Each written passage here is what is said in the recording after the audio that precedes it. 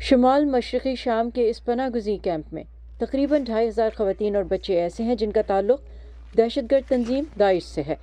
امریکہ کی حمایت یافتہ سیرین ڈیموکریٹک فورسز یا SDF کے مارچ 2019 میں شمالی علاقے میں داعش کے آخری مضبوط گڑھ پر دوبارہ قبضے کے بعد ان میں سے بیشتر کو یہاں لایا گیا تھا۔ اب اس کیمپ میں کچھ مغربی خواتین کا دعویٰ ہے کہ وہ انتہا پسندی ترک کر چکی ہیں اور اپنے گھروں کو واپس جانا چاہتی ہیں۔ اس خاتون کی عرفیت جیسیکا ہے۔ ان کا تعلق فرانس سے ہے۔ جیسیکا کا دعویٰ ہے کہ وہ اور یہاں موجود خواتین کا ایک گروہ اب داعش یا ISIS کی حمایت نہیں کرتا۔ لگ بھگ 10 عورتوں کا ہمارا ایک چھوٹا سا گروپ ہے۔ ہم تبدیل ہو گئے ہیں۔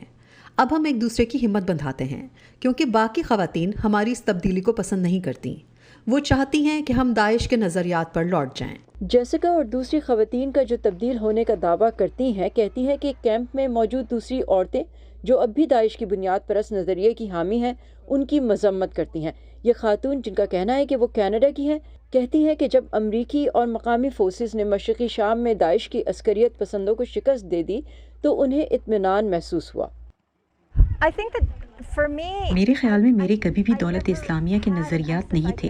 میرا شوہر یہاں تھا اور اس نے مجھے کہا کہ بطور نرس یہاں آ جاؤں اور تمہیں تعلیم دوں گا۔ داعش سے جو چیز میں نے سیکھی ہے وہ یہ ہے کہ کیا نہیں کرنا۔ تو جب میں باہر نکلی تو میں بچ نکل سکتی تھی۔ میں امریکیوں کو دیکھ کر SDF کو دیکھ کر بے حد خوش تھی۔ میرے لیے یہ کوئی منفی چیز نہیں تھی۔ لیکن زیادہ تر اب بھی اس کیمپ میں اور شمال مشرقی شام کے دیگر حراستی مراکز میں قید ہیں۔